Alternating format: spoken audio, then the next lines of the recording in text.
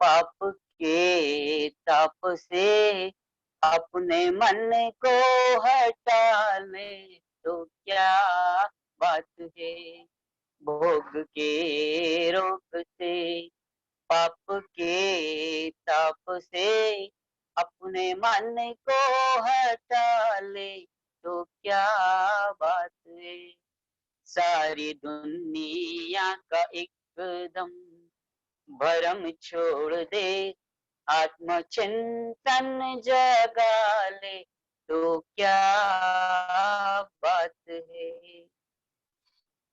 जिसको परिवार कहता वह सरदार है, जिसको धन माल कहता वह जंजाल है। मोह माया का चक्कर हटा करके तू जिन चरण लो लगा ले तो क्या बात है। भोग के रोग से पाप पाप के ताप से अपने मन को हटा ले तो क्या बात है।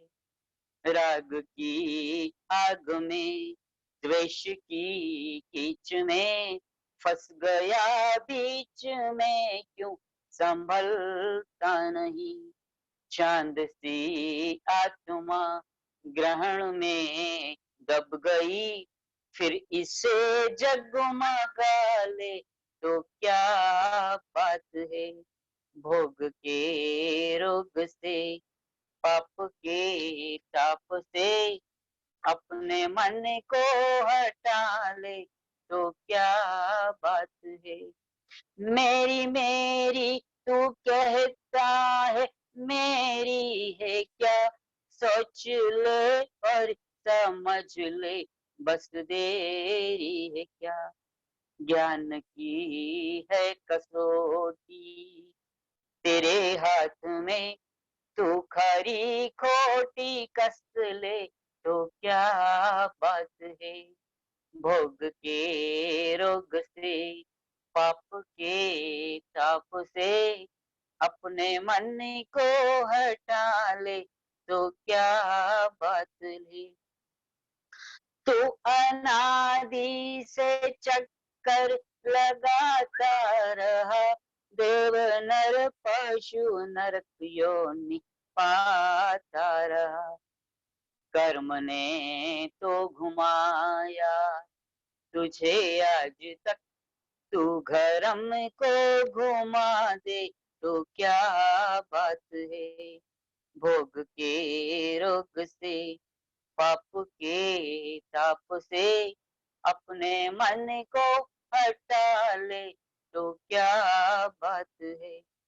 कर्म शुभ और अशुभ दोनों ही बंद है, आत्मा को फसाने के ये फंद है।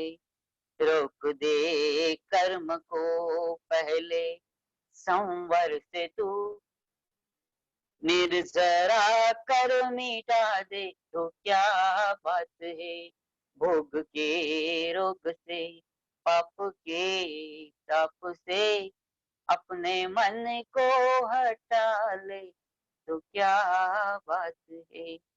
भोग के रोग से पाप के ताप से अपने मन को हटा ले तो क्या बात है।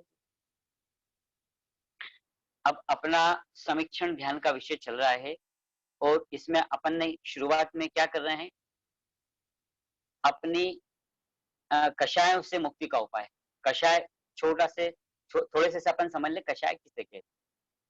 कषाय जो हमारी आत्मा को कसे, जो हमारी आत्मा को दुखी करे, जिन कारणों से हमारी आत्मा दुखी हो और जिन कारणों से हमारी आत्मा संसार परिभ्रमण में ही घूमती रहे, चक्कर लगाती रहे और दुखी रहे, संसार से मुक्त न हो पाए, जिन कारणों से उन्हें कषाय कहते हैं। कषाय के नाम आपको अच्छी तरह से विदित होंगे, क्रोध, मान, माया, लोभ।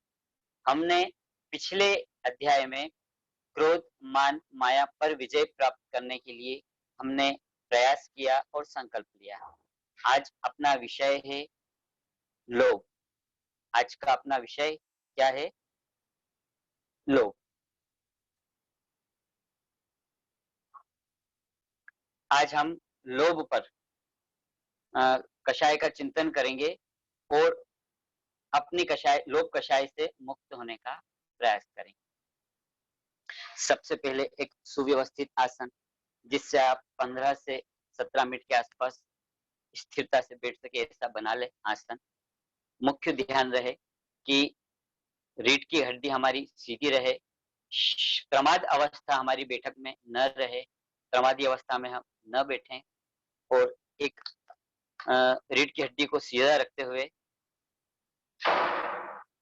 लेकिन ये भी ध्यान रहे कि शरीर के किसी भी अंग पर कोई तनाव, कोई खिंचाव न रखते हुए कोमलता से नेत्र बंद कर ले।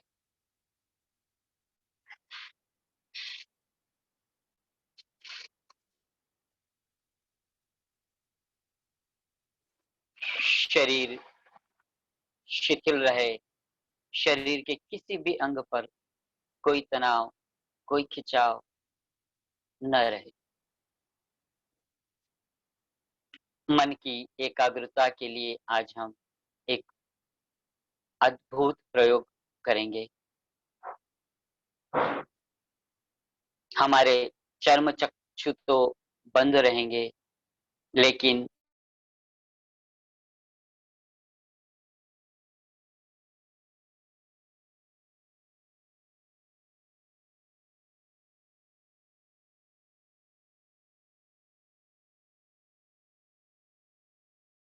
हम गुरुदेव की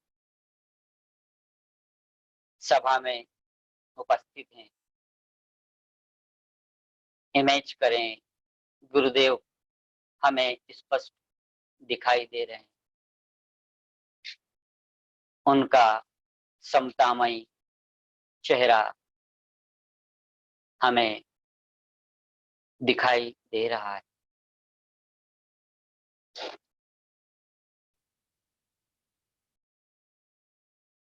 चारों ओर उनकी सरलता, समता, विनम्रता का आभा मंडल हमें दिखाई दे रहा है।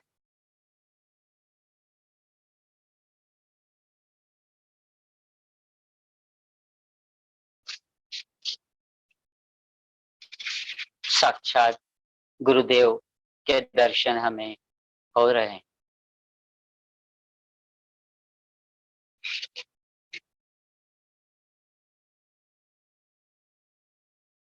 अंदर से अति हर्ष और अति उल्लास,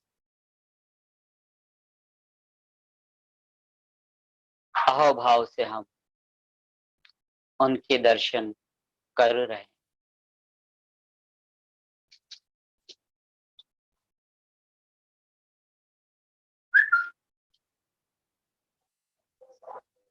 समता की मूर्ति गुरुदेव हमें उद्बोधन दे रहे हैं। वे अपने उद्बोधन में हमें संदेश दे रहे हैं कि आप हम सबका जीवन समतामय बन जाए।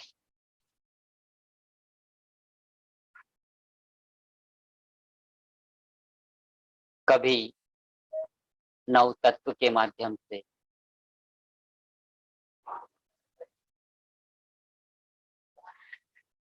तो कभी महापुरुषों के जीवन चरित्र के वर्णन के माध्यम।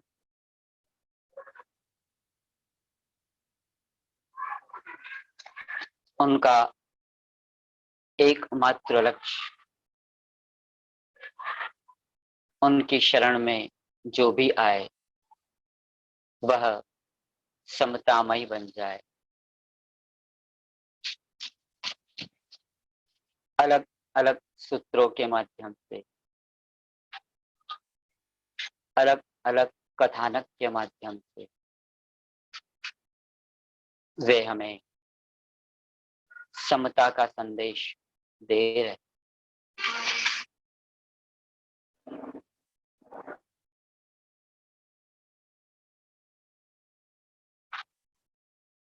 उनकी सौम्य मुद्रा, समतामयी मुद्रा हमें बिना बोले भी बहुत कुछ संदेश दे रही।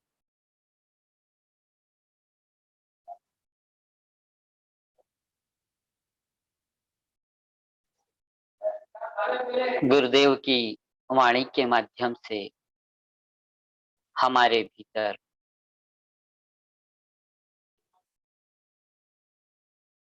समता की ऊर्जा का प्रवाह हो रहा है। एक प्रकाश पुंज गुरुदेव की हस्त मुद्रा के माध्यम से हमारे भीतर प्रवेश हो रहा है।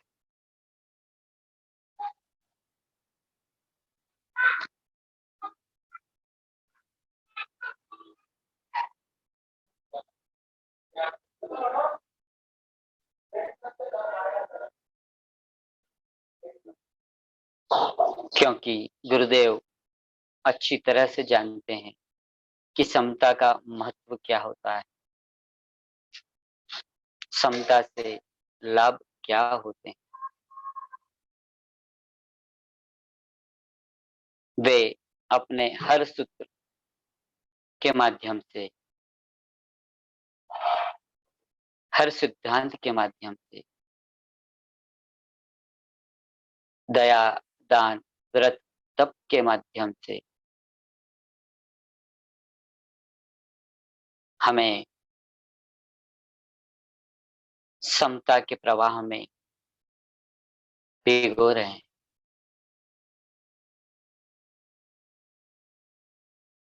और गुरुदेव हमें इशारा कर रहे हैं कि समतामय हमें बनना है और उसके लिए समीक्षण ध्यान से जुड़ना है। समीक्षण ध्यान एक बहुत ही सरल एवं सटीक विधि है समतामय बनने के।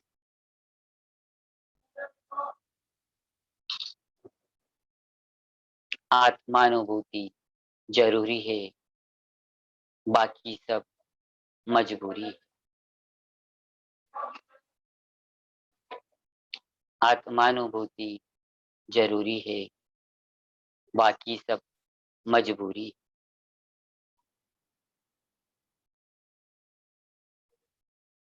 मुझे आत्मदर्शन करना ही है, चाहे कुछ भी हो जाए।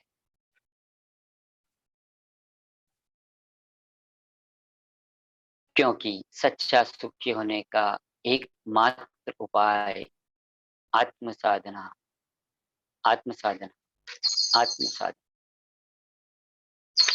दूसरा कोई उपाय है ही नहीं।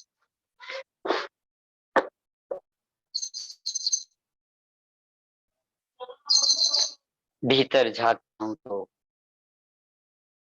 अभी भी मेरे भीतर लोभ, ईर्ष्या, राग, द्वेष कूट कूट कर भरे पड़े हैं।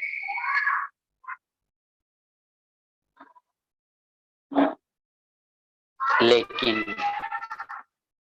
मेरा दृढ़ संकल्प है, मुझे आत्मदर्शन करना ही, चाहे कुछ भी हो जाए। लोग जिसे कई नामों से पुकारा जाता है, लोभ, लालच, तृष्णा,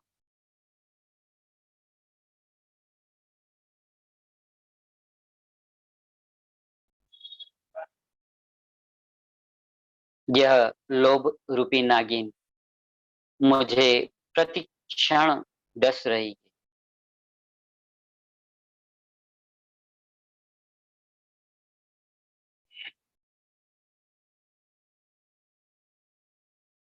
डस रही। सब पापों का बाप लोभ, मृग तृष्णा की तरह मीलों दौड़ो, लेकिन पानी कहीं दिखाई देता नहीं।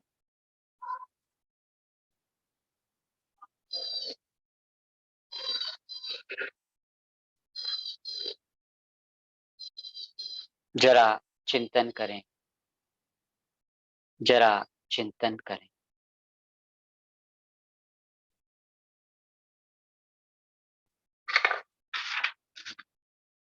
यह लोभ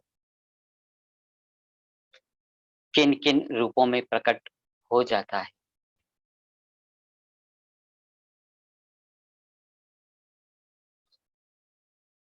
जरा चिंतन करें। खाने को दाना नहीं,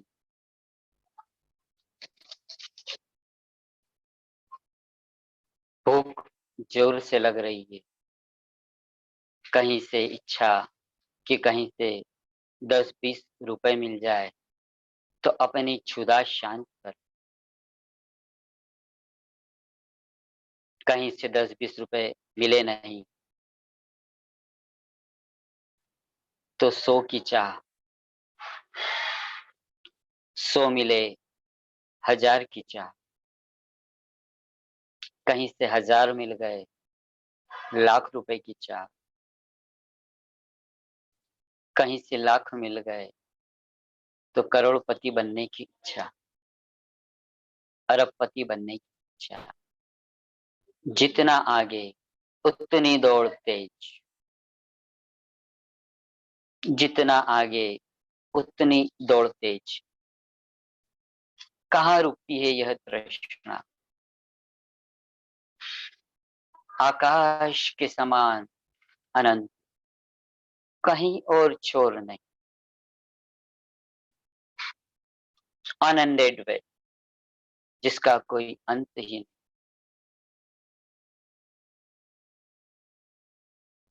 जरा चिंतन करें, जरा चिंतन करें। कहीं किसी चुनाव में जीत गए, छोटे से पार्षद बन गए, तो फिर विधायक बनूं, मंत्री बनूं, मुख्यमंत्री बनूं, प्रधानमंत्री बनूं, राष्ट्रपति बनूं, और आगे जहां तक पहुंच सकूं पहुंचने का प्रयास। जितना आगे उतनी दौड़ तेज। यश कीर्ति की कामना, कोई अंत नहीं। थोड़ा सा दान दे दिया, महादानी कर्ण कहलाने की आकांक्षा, भामा शाह कहलाने की आकांक्षा। थोड़ा सा पढ़ लिया, ज्ञानार्जन कर लिया, महापंडित, महाज्ञानी की लालसा। थोड़ा सा तप कर लिया, 2 4 6 8 उपवास कर लिए, महातपस्वी, तपस्वी राज कहलाने की आकांक्षा। और यह महादानी, महाज्ञानी, महातपस्वी के बाद के शब्द कितने प्रिय लगते हैं। भले ही झूठे हों, लेकिन मन में एक गुदगुदी सी उभर आती।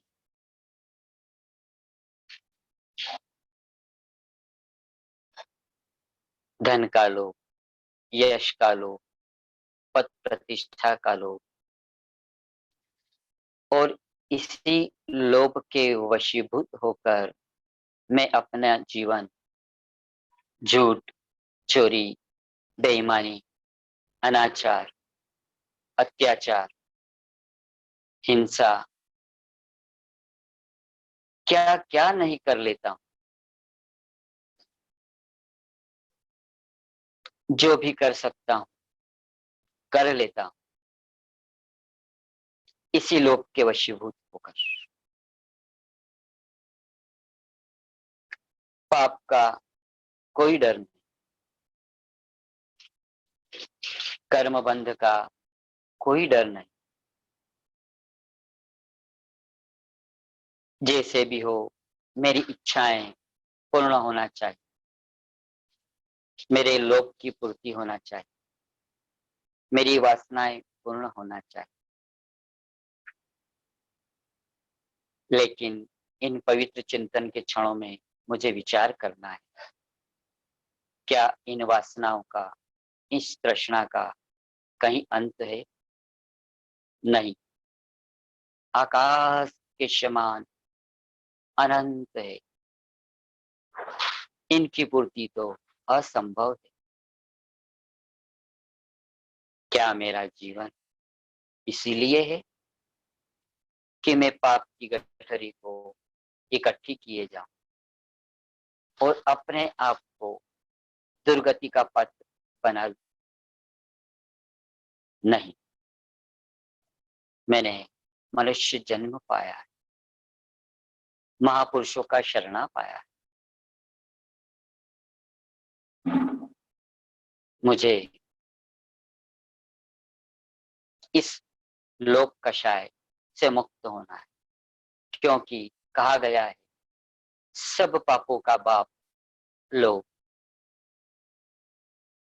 जैसे कि रामायण में हमने समझा कि किस प्रकार मंथरा ने कैकेयी के हृदय में भरत के राज तिलक का लोभ जागृत किया।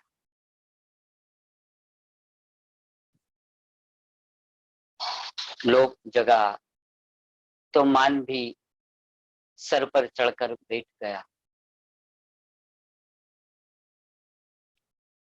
कि मैं युवराज की माता बनूं, मेरा मान सम्मान बढ़े। और उसे प्राप्त करने के लिए क्रोधित होकर कूप भवन में जाकर किस प्रकार से मायाचारी करके, छल कपट करके, शब्दों के जाल में फंसाकर राजा दशरथ को प्रेरित किया।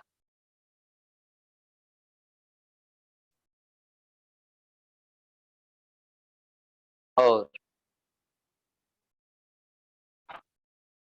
किस प्रकार से पूरा राज परिवार शोक में त्रस्त हो गया, गमगीन हो गया।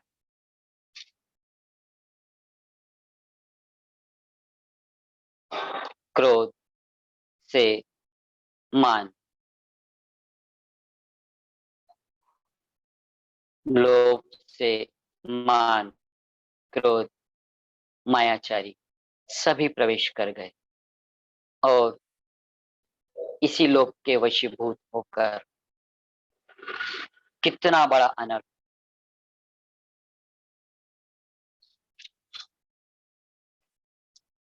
जब एक राजा भी इन कषायों के वशीभूत होकर दुखी हो सकता है,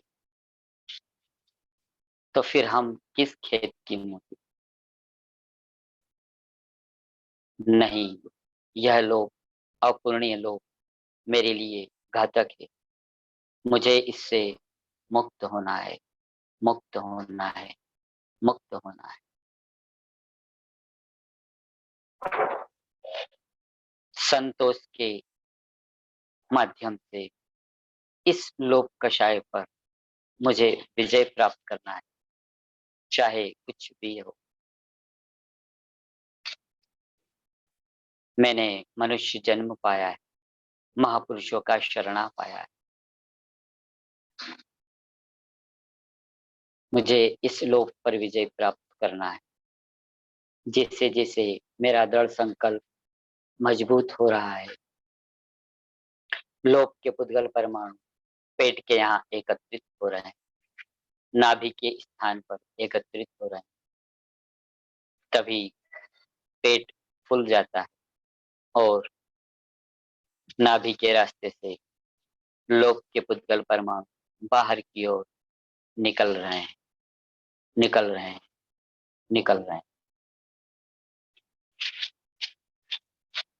लोक के परमाणु बाहर निकल चुके, निकल चुके, निकल चुके।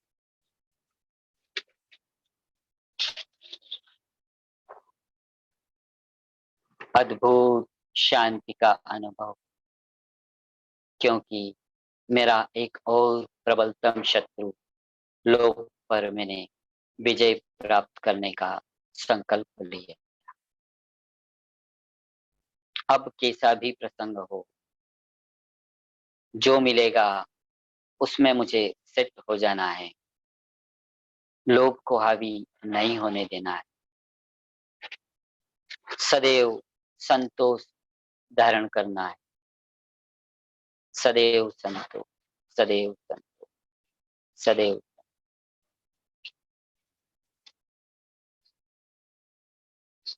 इन्हीं शुभ भावों के साथ, इसी दृढ़ संकल्प के साथ मैं अपने प्रभु परमेश्वर एवं धर्म की शरण ग्रहण करता हूँ।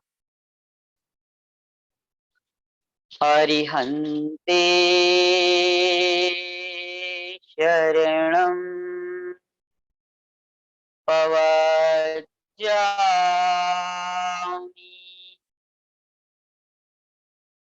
सिद्धे शरणं पवज्जामि,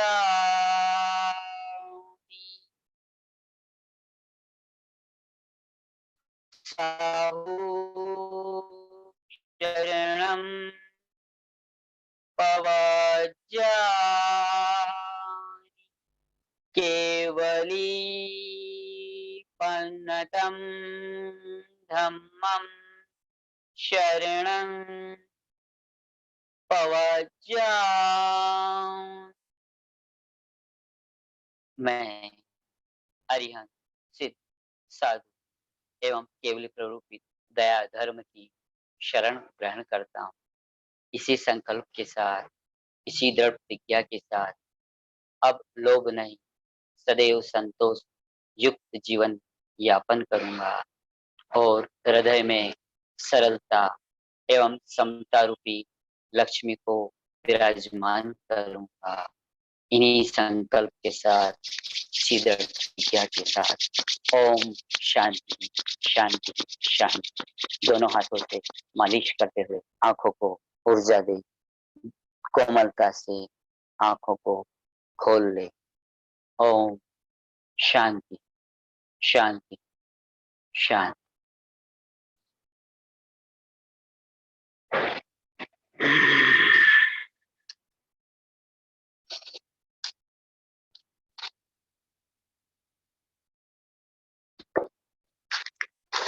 हमने ये चार कषाय चौकड़ी का जो क्रम है, उसे 4 क्लास अपन ने कंप्लीट किया। हमें अपने जीवन में इन विषय और कषायों से मुक्त होने के लिए हर संभव प्रयास करने हैं, हर संभव हमें प्रयास करना है।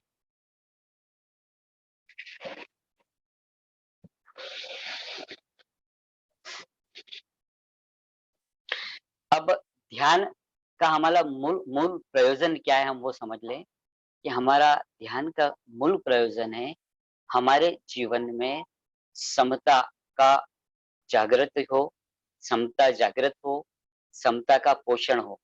और विषय और कषाय, विषय अर्थात 5 इंद्रिय के विषय, 5 इंद्रिय के विषय स्पर्श, रसना, ग्रहण, चक्षु और कर्ण, 5 इंद्रिय के विषय और 4 कषाय पर विजय प्राप्त करना है और समता का पोषण करना है। क्योंकि विषय और कषाय हमारे लिए दुख उत्पन्न करने वाले हैं और कषाय को उत्पन्न, विषय की प्रबलता बढ़ेगी तो कषाय जागृत होगी, और कषाय बढ़ेगी तो फिर हिंसा, झूठ, चोरी, कुचिल, परिग्रह, अन्याय, अनीति, भ्रष्टाचार, ये सब शाखाएं फूटती चली जाती। तो हमें इसलिए 5 इंद्रिय के विषयों पर विजय प्राप्त करना है और समता को पुष्ट करना है और कषायों का शोषण, विषय कषाय का शोषण करना है।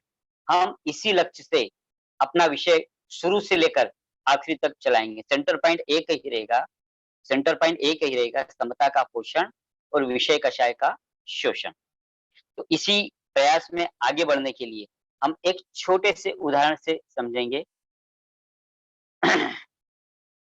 सबसे पहले अपन एक छोटा-सा रिवीजन कर लेते हैं कि हमें इस लक्ष्य को पाने के लिए क्या किया था। तो हमने क्या पाया था, हमारे आदर्श प्रभु महावीर जो हैं, वे क्या हैं?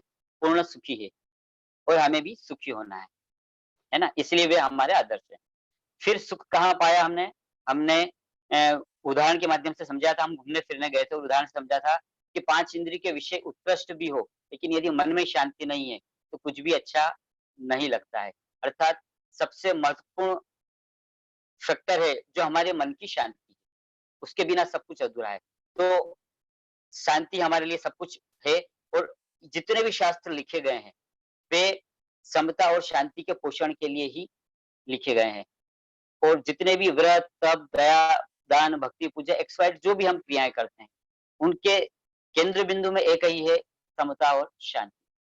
तो हमने एक मटके के उदाहरण से क्या समझा था कि हमने यदि अपना केंद्र बिंदु शांति बना लिया, समता बना लिया, तो हमारे सभी घड़े, पहला घड़ा सीधा होगा तो सभी घड़े सीधे होंगे और हम कई उपलब्धियों से लबालब भर जाएँगे।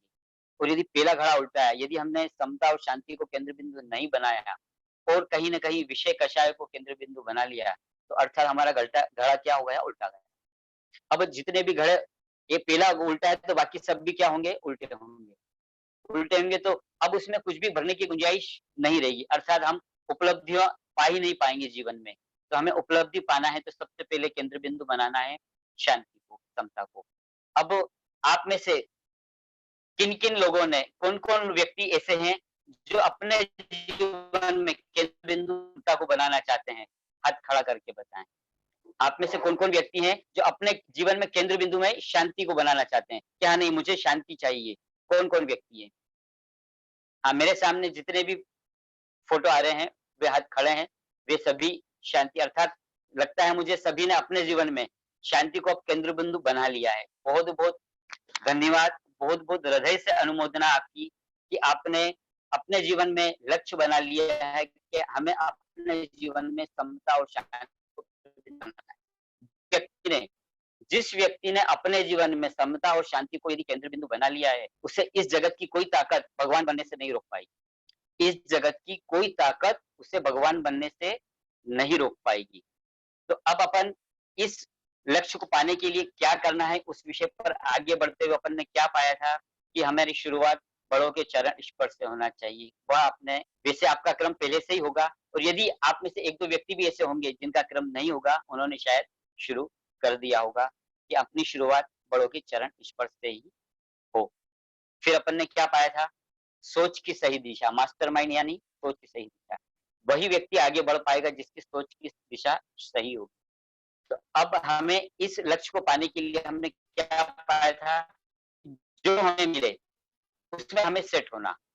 अपने भाग्य से, चाहे हम परिवार में रहें, मित्र में रहें, समाज में रहें, व्यापार में रहें, हम जिस भी प्लेटफ़ॉर्म पर खड़े हैं, हमें क्या करना है? हमें जो मिले उसमें सेट होने का अभ्यास करना है। लेकिन आपको एक इंडिकेटर वो दिया था कि हमें निठल्ले नहीं बैठना, हमें पुरुषार्थ करना है, लेकिन जब रिज़ल्ट का समय आवे, जैसे कि एक विद्यार्थी साल भर पढ़ाई करता है, मेहनत करता है। जब रिज़ल्ट आता है, उसे साल भर पूरी मन लगा के पढ़ाई करना है, तल्लीनता से पढ़ाई करना है, लेकिन रिज़ल्ट के समय क्या करना है उसको कि जो भी रिज़ल्ट आएगा मैं उसे स्वीकार करूँगा। मैं रिज़ल्ट को देखकर अशांत नहीं होऊँगा, टेंशन में नहीं आऊँगा, डिप्रेशन में नहीं आऊँगा। मैं इतना समझूँगा कि यदि रिज़ल्ट कमज़ोर आया तो मेरी कहाँ भूल हुई है, उसको सुधार करना है और आगे फिर मुझे लक्ष्य को प्राप्त करना है। ना कि मुझे टेंशन में आना है, डिप्रेशन में आना है। ये भूल कभी नहीं करना है। रिज़ल्ट के समय इस सूत्र को लगाना है कि जो मिले उसमें सेट हो जाना। पुरुषार्थ में कभी कमी नहीं करना है। हमें प्रयास में कभी कमज़ोर नहीं रहना। हम जिस प्लेटफ़ॉर्म पर खड़े हैं, जिस भूमिका में खड़े हैं, वहाँ हमें अपना प्रयास और पुरुषार्थ पूरा करना है। फिर अपनी आवश्यकताओं को भी सीमित करना है। इससे आप खुद पाएँगे कि अपने जीवन में आप जहाँ भी हैं, चाहे परिवार में है, व्यापार में है, नौकरी में, समाज में, आपका लेवल एकदम व्यवस्थित बनेगा पहले और फिर धीरे-धीरे, धीरे-धीरे अपर लेवल की ओर जाएगा। इसको अपन ने क्या पाया था कि अपन ने कुछ पंक्तियाँ गुनगुनाई थी। कर मारो हे राई राई रोले को, कर मारो हे राई राई रोले को, जो बांध्या भुगतना पड़ेला, सुनो रे भाई भोग्या बिना ना छुटेला। क्या पंक्तियाँ थी कि जो कर्म हमने बांधे हैं वो हमें भुगतना ही पड़ेगा। आज हमें परिवार में जो भी व्यवस्था मिल रही है, हमारे कर्मों के अनुसार ही मिल रही है। हमें समाज में जो भी परिस्थिति बन रही है, कभी मान भी मिल सकता है तो कभी अपमान। वह किसी का दोष नहीं, मेरे ही कर्मों का उदय है। इतनी स्वीकार इतनी बात को हमको यदि स्वीकार कर लिया, तो समझ लो अपने जीवन में कमाल हो जाएगा। उसको एक बहुत अच्छे से सुंदर से उदाहरण से अपन समझते हैं कि आप हम सबका परिचय हो गया, तो एक प्रोग्राम बना टिफ़िन पार्टी का। काहे का प्रोग्राम बना? टिफ़िन पार्टी का। अपन एक संडे के दिन 2 बजे फला-फला स्थान पर एकत्रित हो जाएँगे और टिफ़िन पार्टी करेंगे। प्रोग्राम बन चुका था गुरुवार को, ठीक है? अब जैसे ही प्रोग्राम बना बना सब अपने-अपने घर पर गए और सबने अपने घर पे जाके बोला अभी भैया संडे को टिफ़िन पार्टी है और अपन को अपना अच्छा-अच्छा क्या-क्या आइटम बनाएँगे अपन सोच लेते हैं पहले। तो सबने अपनी-अपनी प्लानिंग बना ली। किसी ने सोचा कि नहीं अपन खोपरा पाक बनाएँगे, किसी ने सोचा रसगुल्ले बनाएँगे, किसी ने सोचा रसमलाई बनाएँगे। ऐसे सबकी अपनी-अपनी प्लानिंग बनी और प्लानिंग बनी और उसके अनुसार अपना कदम बढ़ाना शुरू भी कर एक व्यक्ति और था,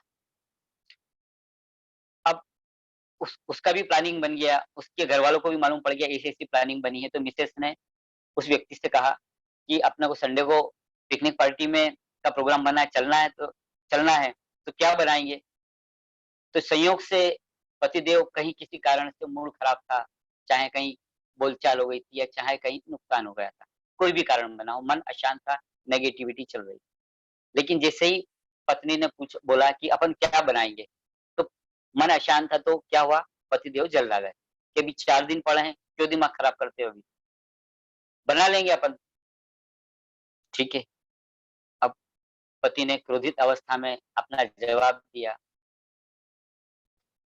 गुरुवार था, शुक्रवार हो गया, शनिवार आ गया, अब सोचा कि कल तो पार्टी है तो आज फिर समझ लगी क्या बनाना, फिर पूछा कि कल पिकनिक पार्टी है क्या बनाएँगे?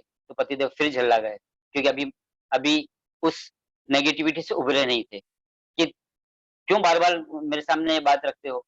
बोल रहा था कि कर लेंगे अपन, समझ लेंगे, अभी कल जाना है, कोई आज जाना है क्या? ठीक है, अपन पत्नी फिर चुप हो गई, सहमी-सहमी सी थी कि क्या करें? रविवार का दिन आ गया, सुबह हो गई, लेकिन हिम्मत नहीं हो रही कि फिर पतिदेव को याद दिलाएँ कि आज 2 बजे पिकनिक पार्टी में पहुँचना है। मन में चंचलता भी बन रही है कि जाना है, लेकिन अभी कुछ ना घर पर सामान आया है और ना कुछ प्लानिंग बनी। संयोग से विचार करते-करते हिम्मत नहीं जुटी, फिर 2 बजे जाना था, 12-1 बजे फिर याद दिलाया कि भैया 2 बजे तो अपन को जाना है, क्या प्लानिंग? अरे 2 बजे जाना है, अपन तो कुछ लाया भी नहीं सामान। पतिदेव थोड़े से जगे, क्या करें अब? हम इस थोड़े से समय में क्या बना पाएँगे? कुछ नहीं बनेगा। तो क्या है चलो ठीक है फ्रिज खोल के देखा तो मिर्ची पड़ी थी। तो एक काम करो तुम तो मिर्ची तैयार कर लो और पराठे बना लो, ठीक है? मिर्ची पराठे बना ली, समय पर जगह नहीं थे, अब समय कम बचा था, उसमें इसके अलावा कुछ हो नहीं सकता था। मिर्ची पराठे तैयार हो गए, टिफ़िन लेकर पहुँच गए सभी अपने-अपने समय पर पहुँच गए। सभी ने अपने रूटीन के हिसाब से, प्रोग्राम के हिसाब से कुछ धार्मिक प्रोग्राम भी हुए, धार्मिक प्रतियोगिताएँ भी हुई, बच्चों के भी प्रोग्राम हुए, युवाओं के भी हुए, कपल्स के भी हुए, बड़ों के भी हुए, सभी प्रोग्राम्स हुए। अब समय आया टिफ़िन को खोलने का। समय कौन-सा आया? टिफ़िन को खोलने का। सभी गोला बनाकर बैठे थे। किसी के टिफ़िन में रसगुल्ले थे, तो किसी के खोपरा पाक, तो किसी का गुलाब जामुन। लेकिन उन शख्स के टिफ़िन में क्या मिलेगा? मिर्ची और पराठा। अब वह शख्स सबके टिफ़िन देखकर घूर रहा है कि क्या बात है, आपके इसमें गुलाब जामुन, आपके इसमें रसमलाई और मेरे इसमें मिर्ची पराठा। अब वह कोस भी रहा है, जल भी रहा है, पर अपना आप को शर्मिंदगी भी महसूस कर रहा है, ईर्ष्या भी कर रहा है दूसरों को देखकर। आप कहेंगे कि भैया ईर्ष्या करने का कोई पॉइंट भी नहीं है, भूल स्वयं की थी कि समय पर नहीं जगे, वो स्वयं पर नहीं जगे तो अपना टिफ़िन बराबर तैयार नहीं हो पाया। वे लोग समय पर जग गए थे, अपनी प्री प्लानिंग से, पूर्व तैयारी से उन्होंने अपना टिफ़िन पूरा व्यवस्थित तैयार किया, तो आज उनका टिफ़िन अच्छा दिख रहा है। हम जगे नहीं, हमने तैयारी नहीं की, तो हमारा टिफ़िन थोड़ा-सा हमें अपने आप को शर्मिंदगी महसूस हो रही है। इसी प्रकार कहते हैं कि ज्ञानी भगवान हमें जगाते हैं कि भाई जग जाओ, समय पर रहते हुए जग जाओ, विषय कषायों से मुक्त होकर और धर्म आराधना में जुड़ जाओ, ताकि क्या होगा हमारा वर्तमान भी सुंदर बनेगा और भविष्य भी सुंदर बनेगा।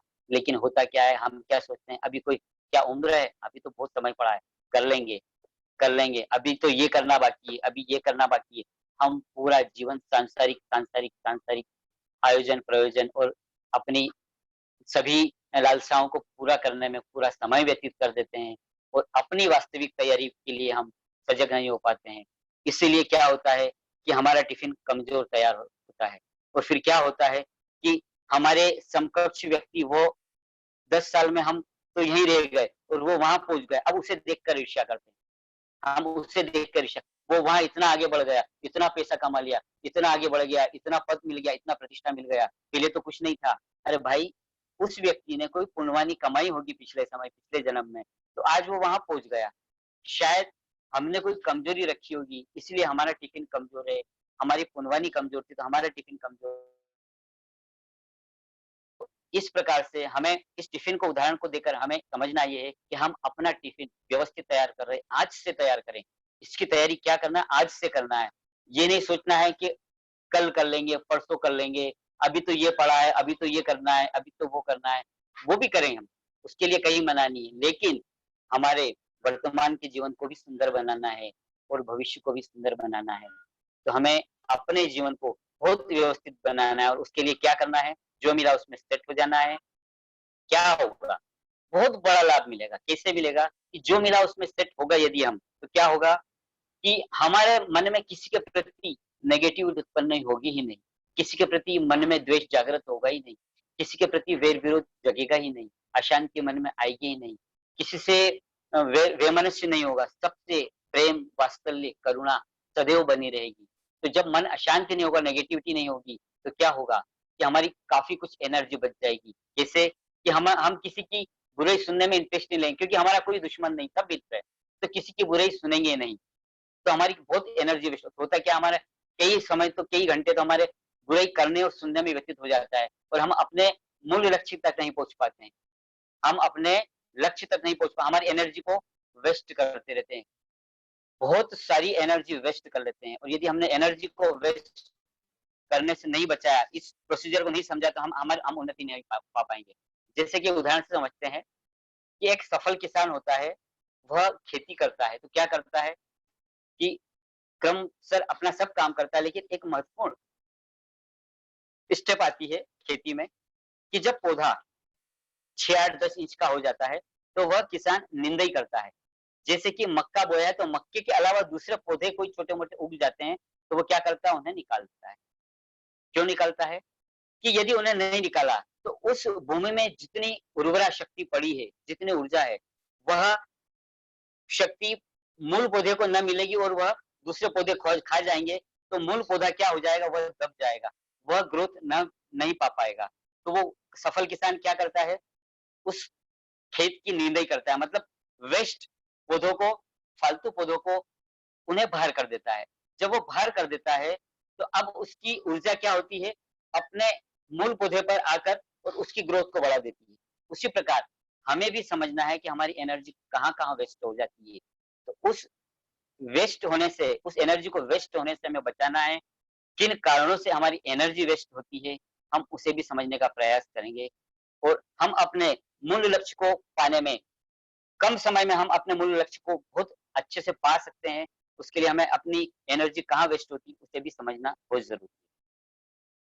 अब अशांति क्यों उत्पन्न हो जाती है, कषाय क्यों न उत्पन्न हो जाती है, उसे एक थोड़े से उदाहरण से समझेंगे हम, कि जैसे कि टीवी में देखा, मोबाइल में देखा, मित्र के पास देखा, पड़ोसी के पास देखा, वह साधन, वह वस्तु मुझे भी चाहिए। हमारी सोच क्या होती है? जो देखा उसे पाने की इच्छा, जो देखा उसे पाने की इच्छा। किसी को पद मिल गया, प्रतिष्ठा मिल गई, मान-सम्मान, तो मुझे भी ऐसा ही पद चाहिए, मुझे भी ऐसा सम्मान मिलना चाहिए। ऐसा चाहिए, चाहिए, चाहिए, चाहिए कि एक रटन चालू हो जाती है हमारे भीतर। मित्र के पास देखा, बढ़िया लाख, सवा लाख रुपए की बाइक लाया, पापा, पापा मुझे भी ऐसी बाइक ला के दो। अच्छा 50, 60, 70 हज़ार रुपए का मोबाइल मेरे मित्र के पास देखा, पापा मुझे भी ऐसा मोबाइल चाहिए। अर्थात जो देखा चाहिए, जो देखा चाहिए, जो देखा चाहिए। यह एक ऐसा प्रोसीजर है कि इससे हमारे जीवन में चाहिए चाहिए से हमारे जीवन में कितने नुकसान हो सकते हैं, उस शाख को समझेंगे कि जब चाहिए चाहिए की रटन लगती है और 10 चाहना करी और 1-2 पूरी हुई और 8 तो बाकी है। जो 8 बाकी उसके मन में अशांति, टेंशन पड़ी है। और क्या होता है, कई बार उस अशांति के कारण हम परिवार वालों से अच्छे से पेश भी नहीं आ पाते। व्यापार कर रहे हैं, वहाँ भी कहीं न कहीं अशांति उत्पन्न हो जाती है, झल्ला जाते हैं, अविनय, अविवेक जागृत हो जाता है, अशांति रहती है, न कहीं-कहीं उस चीज़ को पाने के लिए हम अन्याय, अनीति का भी उपयोग कर लेते हैं। झूठ, चोरी, कुशील परिग्रह का भी उपयोग कर लेते हैं, भ्रष्टाचार का भी उपयोग कर लेते हैं।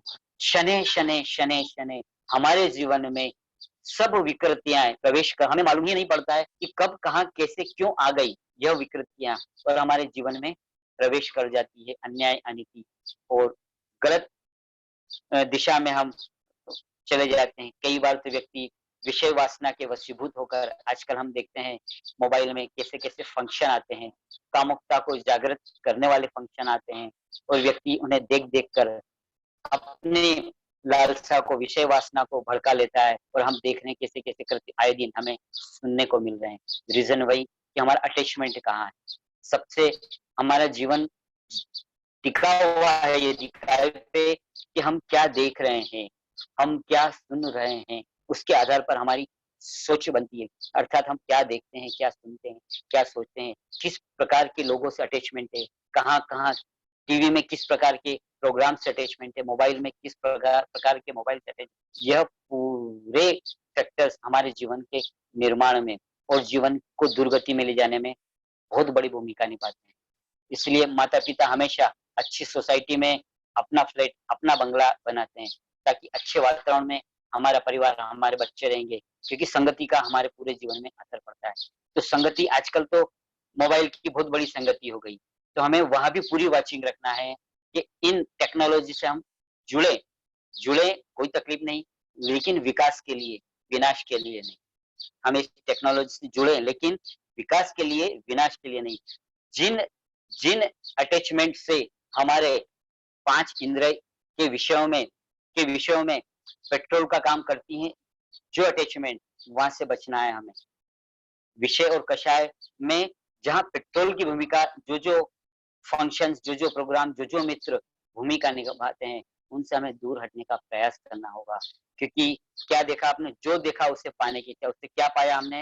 हमारे जीवन में झूठ, चोरी, मायाचारी, अन्याय, अनीति, भ्रष्टाचार, व्यभिचार और तो और कई बार व्यक्ति टेंशन में आकर शराब और नशीले पदार्थ से भी जुड़ जाता है, क्योंकि रातों की टेंशन से रातों की नींद हराम हो जाती है और उसे लगता है कि शायद मैं कहीं नशा कर लूँगा, तो मुझे नींद आ जाएगी।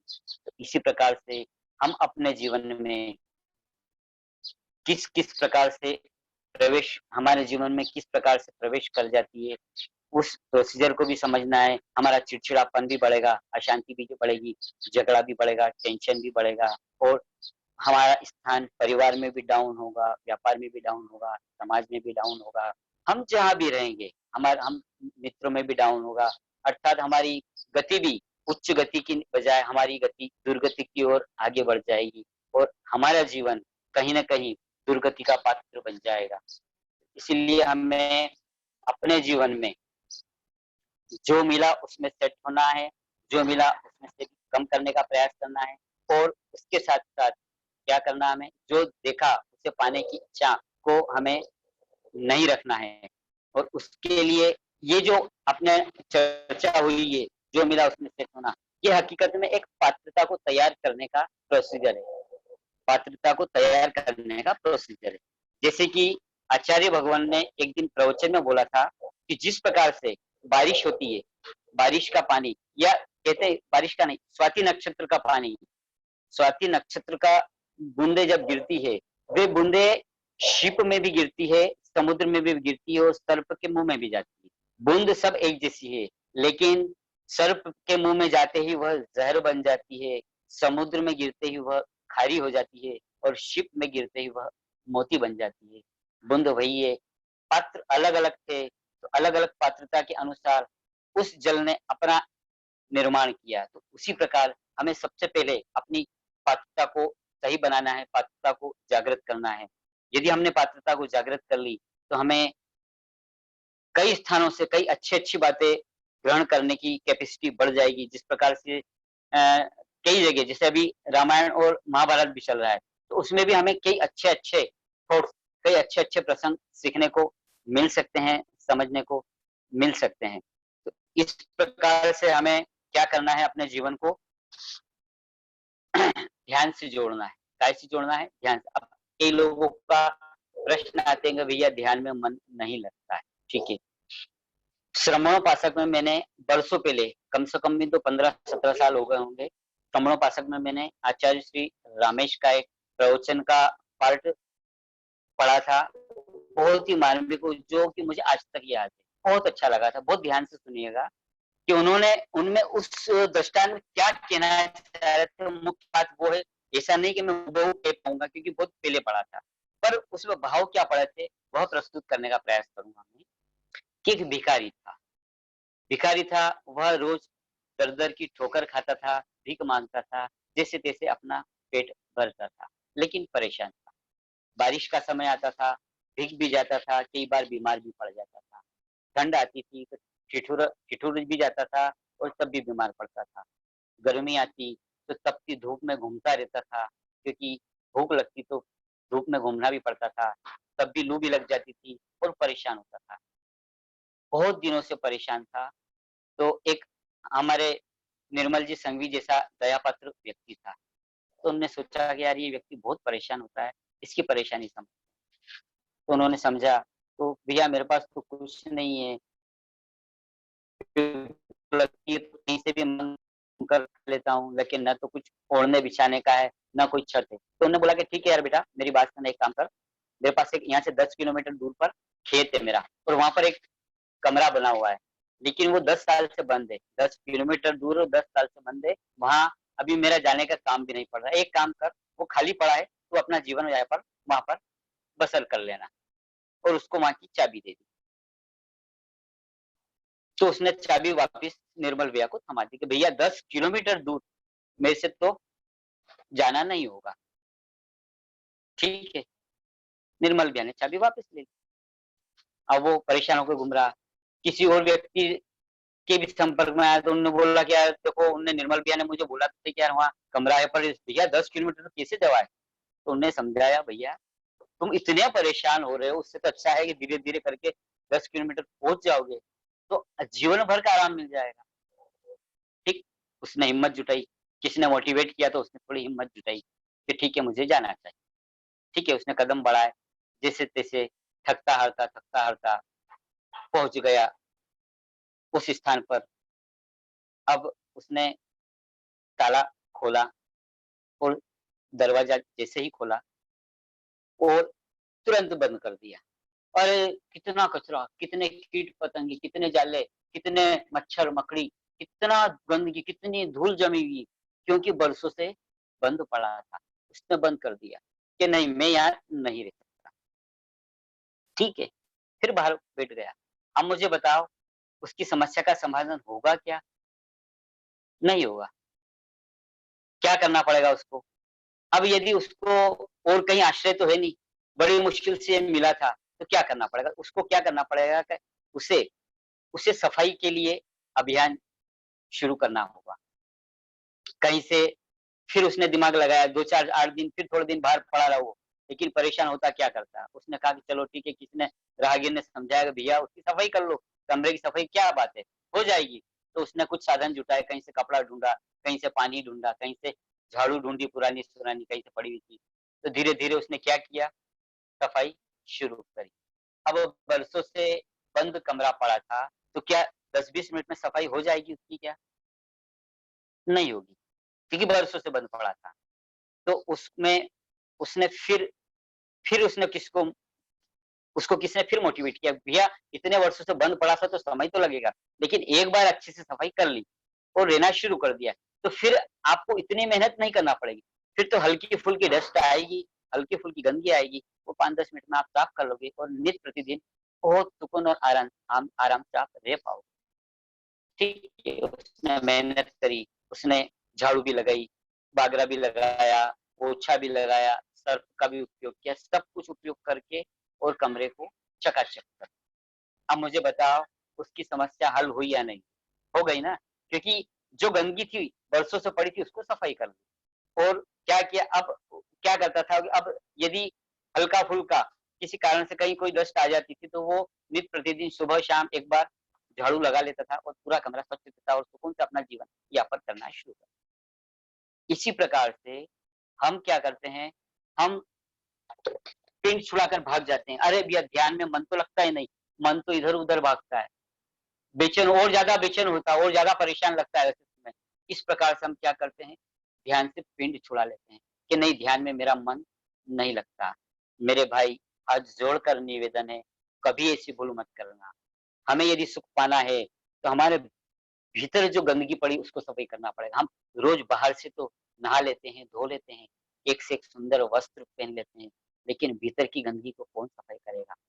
जब तक हम अपने भीतर की सफाई नहीं करेंगे, हमें सुख, शांति और आनंदमय जीवन मिल ही नहीं सकता, किसी कीमत पे नहीं मिलेगा।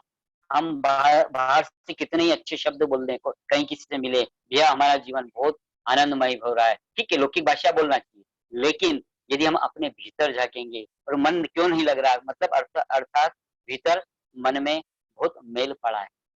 क्या पड़ा है? बहुत मैल पड़ा है।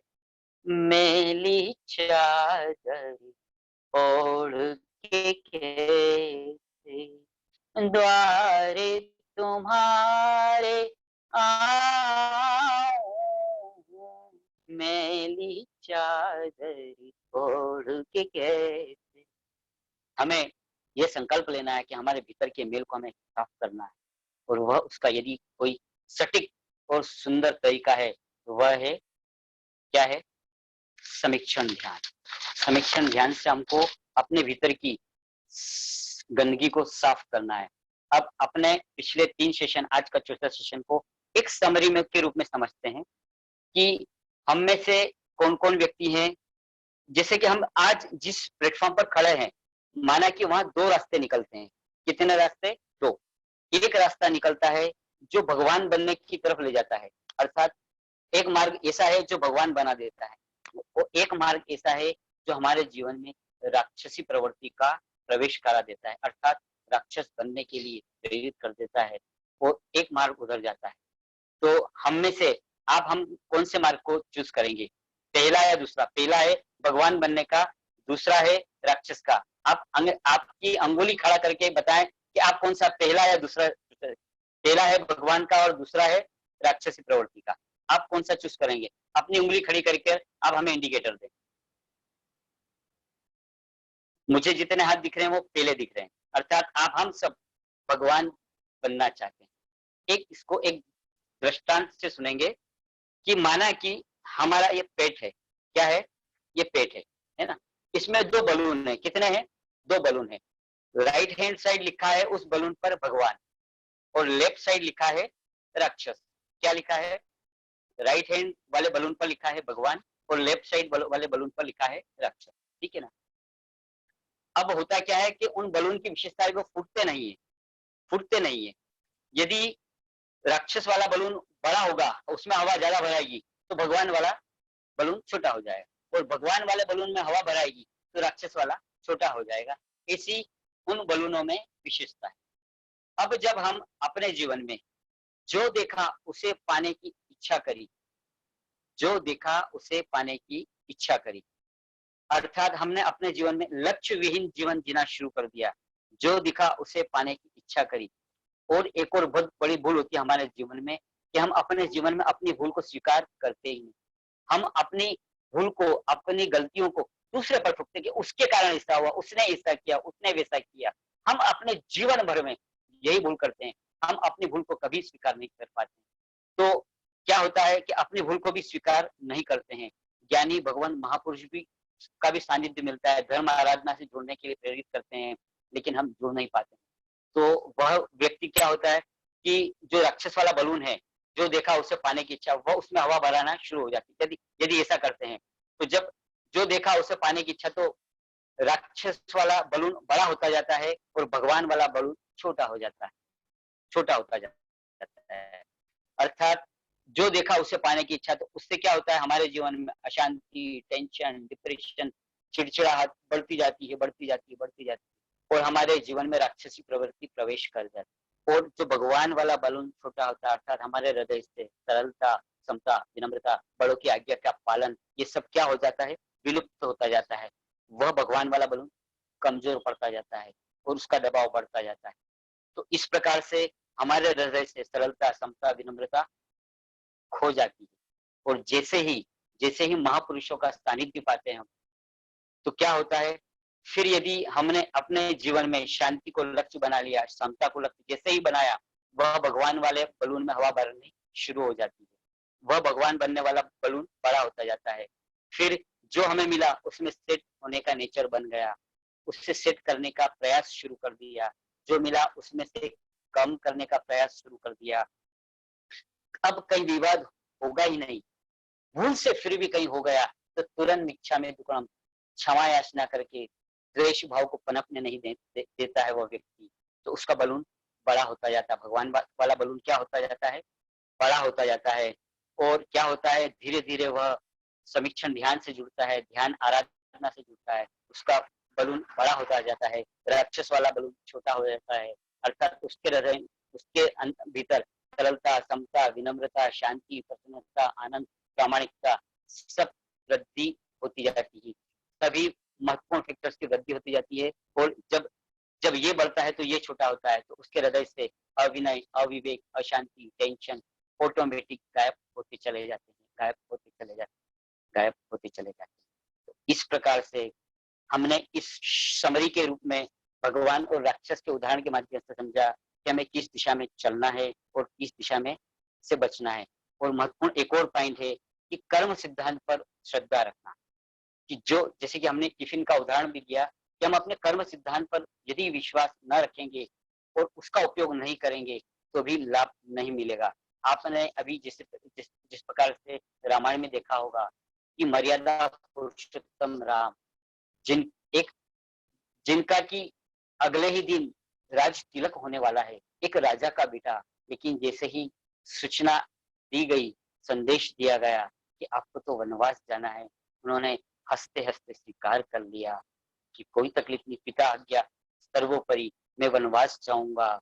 और वे खुशी खुशी, खेद खिन्न होकर नहीं, खुशी खुशी वनवास को स्वीकार कर लिया, क्योंकि वे कर्म सिद्धांत को जानते थे। वे अच्छी तरह से जानते थे कि न तो इसमें मंत्रा का दोष है और न ही माता केकई का दोष है और न ही पिता दशरथ का दोष है, यह तो मेरे ही कर्मों का उदय है। उन्होंने हंसते हंसते उसको स्वीकार किया। और कई बाधाएं आने के बाद भी उन्होंने याद नहीं किया कि मुझे मंत्रा के कारण या केकई के कारण से, माता केकई के कारण से आज ये परेशानी उठानी पड़ रही। एक बार भी शब्द उनके जबान पर भी नहीं आया, मन में भी नहीं आया। सदैव प्रसन्नता उनके मुखमंडल पर प्रतिभाषित हो रही थी। और तो आपने देखा होगा कि वापिस वनवास खत्म होने आया था और विजय हो गए थे, वे रावण पर विजय प्राप्त कर ली। पिता ने दर्शन दिए कि बेटा मांगो क्या मांगते हो, तो उन्होंने राजसी ठाट बाट की मांग नहीं कही, भोग विलास की मांग नहीं की, किसी सिद्धि किसी की डिमांड नहीं की। उन्होंने क्या किया, उन्होंने क्या कहा कि आप सिर्फ माता कैकेयी को श्राप से मुक्त कर दीजिए। आप खुद देखें कि जिस माता ने 14 वर्ष का वनवास राज तिलक को छुड़वा कर दिया, लेकिन उनके प्रति भी मन में रंच मात्र भी द्वेष नहीं था, उनके प्रति भी करुणा थी। तो उन्होंने क्या किया कि उन्हें श्राप से मुक्ति का वर मांगा।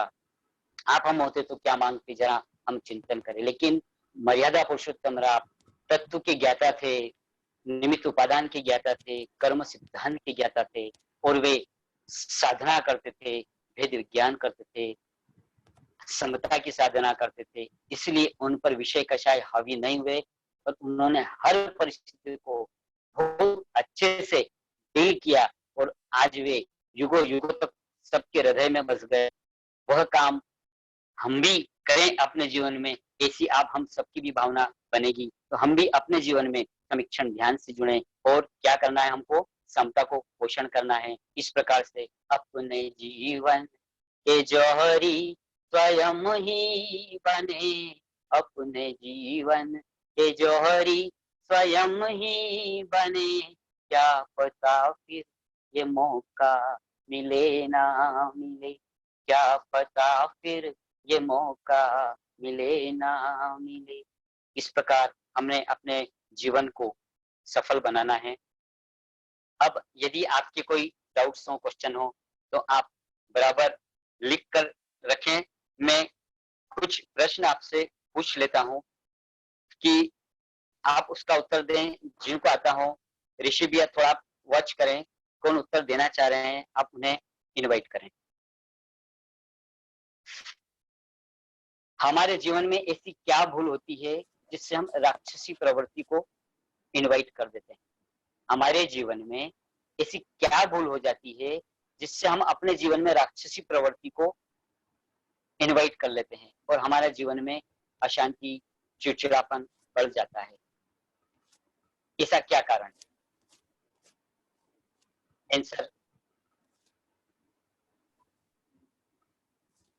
हम ऐसी क्या भूल कर बैठते हैं जिससे हमारे जीवन में राक्षसी प्रवृत्ति का प्रवेश हो जाता है, अर्थात अशांति, टेंशन, चिड़चिड़ापन, झुंझलाहट, अपशब्द का उपयोग, ये प्रवेश करता है। जी हाँ, कौन सा देंगे? जय जिनेंद्र सर। जय जिनेंद्र, जय जिनेंद्र। सुराना, कोलकाता से सुरेंद्र सुराना। जी हाँ, कोलकाता से सुरेंद्र सुराना। कोलकाता से सुरेंद्र सुराना। पहचाने होंगे? बिल्कुल पहचान लिया, आपको पहचान लिया मैंने। सबसे पहले आपका फोटो दिखा था, मैंने पहचान लिया। सुना, मास्टरमाइंड, आपका मास्टरमाइंड। जय जिनेंद्र, जय जिनेंद्र, जय जिनेंद्र। अच्छा सर, बोल देते इसके कारण है, मुख्य कारण है लोभ का, और तृष्णा बढ़ती जाएगी, और आ जाओ, और आ जाओ, और आ जाओ, और आ जाओ, भाव ऊंचे चढ़ते जाएंगे। चाहिए चाहिए, इसलिए चाहिए, जितने और चाहिए, आपके शब्दों में चाहिए। आपने जो कहा, बहुत बढ़िया, बहुत बढ़िया उत्तर आपके लिए। हर्ष हर्ष और जय जय, धन्यवाद। अब यदि हमें भगवान बनना है तो उसके लिए हमने कुछ 5 टिप्स दिए थे कि भगवान बनने के लिए मार्ग पर जाना है तो क्या करना होगा। थोड़ा सा उत्तर बड़ा है, आप जितने पॉइंट्स आपको याद रहे उतने बताएं।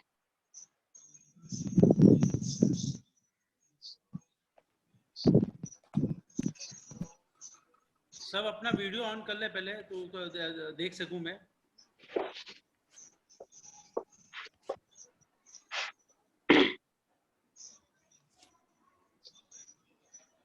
हाँ जी ऋषि जी, और कोई उत्तर देना चाह रहा है?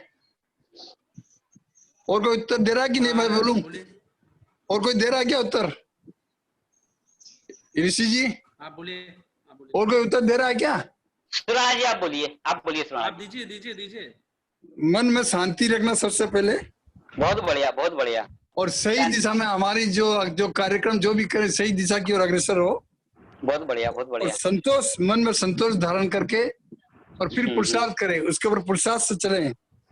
और आवश्यकता को जितनी से कम हो सके उसकी आवश्यकता कम करें। वो तो संतोष आने से आवश्यकता अपने आप स्वतः ही कम होती जाती रही है। और परिस्थितियों के हिसाब से जिस हिसाब से परिस्थितियां होती है उस हिसाब से अपने को ढालना शुरू करते हैं। जिसे इन्होंने अभी उदाहरण दिया था भिखारी का, तो उसने परिस्थितियों से अपने को ढालना स्वीकार नहीं किया था, तो फिर उसे भगवान कैसे मिलेंगे? वो जाना नहीं चाह रहा था, हालांकि निर्मल जी ने उनको चाबी दे दी थी, लेकिन वो पुरुषार्थ करना नहीं चाह रहा था। बराबर और बराबर लास्ट बराबर। में अविवेक, हमारे विवेक रहना चाहिए, जो भी कार्य करे उसमें विवेक रहेगा, भावना के साथ कार्य करें, तब ये कोई हम भगवान की तरफ कुछ 2 कदम आगे बढ़ सकते हैं। बहुत बढ़िया, काफी निकट है, काफी ऋषि निकट है आप। भावना एक और, जी ऋषि हाँ, भाई, भावना सिपानी का अनम्यूट कर दो, नेमीचंद जी बोलेंगे शायद इस क्वेश्चन का उत्तर कुछ। यस, भावना भावना सिपाही। सिपाही को unmute करें। भावना सिपानी को अनम्यूट किया जाए।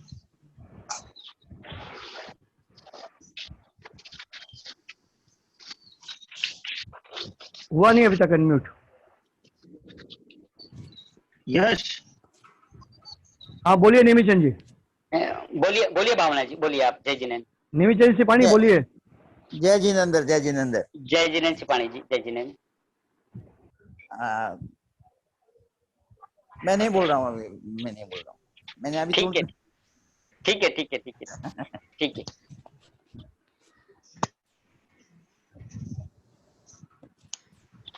और कोई, अब आपका कोई प्रश्न हो तो आप पूछें, किसी का भी कोई भी प्रश्न हो तो आप बराबर पूछे, मैं पूरा प्रयास करूंगा आपके डाउट को क्लियर करने का। यदि नहीं भी आएगा तो मैं उसको कल पर छोड़ दूंगा, अगली क्लास पर छोड़ूंगा, और मैं समझकर पूरा उसको क्लियर करूंगा। एक प्रश्न है, जी हाँ, बताइए। आप किसान का एग्जाम्पल दिए थे, खेती करते समय मूल पौधा के साथ साथ बेकार पौधे भी जो कुछ काम के नहीं है उग जाते हैं, हाँ हाँ, बराबर घास बराबर फूस बराबर। वगैरह, तो इसके हाँ। स्वतः उग जाते हैं या मन में कुछ भावना होती है तो उग जाते हैं? भूमि नहीं, का हमारी एनर्जी कहाँ वेस्ट हो जाती है, नेगेटिविटी उत्पन्न हो जाती है। जो चाहिए चाहिए चाहिए तो क्या होता है, अशांति, टेंशन, डिप्रेशन, कई प्रकार के जिनका कोई औचित्य नहीं होता। कई बार हम वहां भी जुड़ जाते हैं, हम ट्रेन में सफर कर रहे हैं, फालतू की 2 पार्टी की बात चल रही है, हम कहीं बीच में टांग फंसा देते हैं, अपनी एनर्जी सही, को वेस्ट कर देते हैं। जी जी जी, सही इस बात। प्रकार से कई तरह हम जब जो मिला उसमें सेट नहीं होते तो क्या होता है, किसी के प्रति हमारा मन में नेगेटिव होता है। अब जहाँ कहीं बैठेंगे बस वही चर्चा चलती है, उसने ऐसा किया, उसने ऐसा किया, वो ऐसा करता, वो वैसा करता है, और हम तो अपनी एनर्जी को वेस्ट करते रहते हैं। वो तो हमें सर अपनी अपने आप सर, एक क्वेश्चन अपने आप उग जाते हैं ना, उगाना नहीं पड़ता है, तो वो तो किसान ने या माली ने उसका उपयोग नहीं किया था, अपने आप उग जाते हैं, स्वतः उग जाते हैं, तो उसको कैसे कंट्रोल किया जाए? नहीं नहीं, वो क्या है, वो उदाहरण था किसान का कि वो उसमें भी कहीं ना कोई दाना पड़ा है, इसलिए उगे हैं वो, ठीक है ना। इसी अच्छा प्रकार अच्छा, की किसी भी अंश का, तो इसी प्रकार से हमारे मन में भी किसी की कभी किसी विषय को लेकर, कभी किसी बात को लेकर अपने मन में संजोली, हमने कई व्यक्तियों के प्रति, कई प्रसंगों को देखकर नेगेटिविटी डाउन, द्वेष भाव जागृत कर लिया है, और वही वही फैलता रहता है। हमारी एनर्जी को, हमारा उठते बैठते सोते जागते वही वही चिंतन चलता रहता है, और हम अपने मुख्य लक्ष्य तक नहीं पा पाते, हम सही दिशा में हमारा चिंतन बढ़ ही नहीं पाता है। सही है, धन्यवाद सर, धन्यवाद। कलकत्ता के भावना मास्टरमाइंड, सिपाही आपने मास्टरमाइंड की प्रतियोगिता की थी कलकत्ता जी में, हाँ, जी हाँ, जी हाँ, बराबर। उसका बहुत बड़ी सराहना की गई, यहाँ पर हम लोग सराहे थे, बहुत जन विद्यालय में आए थे तो सराहे थे उसकी, तो कौन बिल्कुल बनेगा मास्टरमाइंड? हाँ, बराबर, आपका आशीर्वाद है रहे नहीं बस सर, नहीं। नहीं सर, नहीं सर, आप ज्ञानी है, आपका आशीर्वाद हमारे अरे पर रहना। नहीं नहीं नहीं नहीं नहीं नहीं नहीं, मैं तो आपका छोटा भाई हूँ बस। धन्यवाद सर, धन्यवाद। हाँ, और कोई प्रश्न किसी का?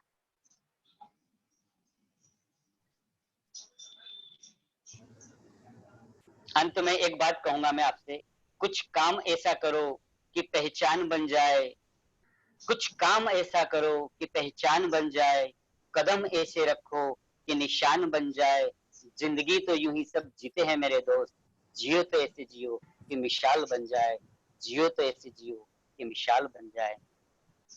बस इतना ही। आप हम सबके लिए एक प्रयास हमें करना है कि हम सही दिशा को समझे और अपने जीवन को सुंदर सुंदर सुख शांति और आनंद पूर्वक व्यतीत करें। और कोई प्रश्न हो तो आप बताएं। सुरेंद्र जी का क्वेश्चन है। जी हाँ, कि जो संगत का असर जो होता है, बूंद, एक बूंद पानी की गिरती है बरसात में, जी हाँ, तो वो 3 जगह 4 जगह जहाँ गिरती है, तो उसमें केले का पत्ता का भी कहीं शायद वर्णन आया कि उसमें कपूर बन जाते हैं, केले के पत्ते पर गिरने से कपूर बन जाती है, तो ये क्या अच्छा, संगत का असर है कि हमें संगति जहाँ मिलती है जैसे उसका असर है? बिल्कुल बिल्कुल सही, संगति का ही असर है ये। आचार्य श्री रामेश के प्रवचन में उन्होंने लिया था, प्रसंग रत्नाम में प्रवचन हुआ था, उसमें उन्होंने बताया था, तो मुझे काफी क्लिक किया था, मुझे अच्छा लगा था कि संगति का असर क्या होता है, ये प्रत्यक्ष दिखता है। हाँ सर, ठीक है सर, एक ही बूंद का 4 जगह गिरने से 4 रकम की बन गई। बस पात्र जैसा था वैसा उसने वो ढल गया। अच्छा अच्छा अच्छा अच्छा, ठीक है सर, धन्यवाद सर, धन्यवाद। धन्यवाद। जय जिनेंद्र। जय जिनेंद्र। क्या वो संदेश देना चाहते हैं? और किसी का कोई क्वेश्चन है क्या?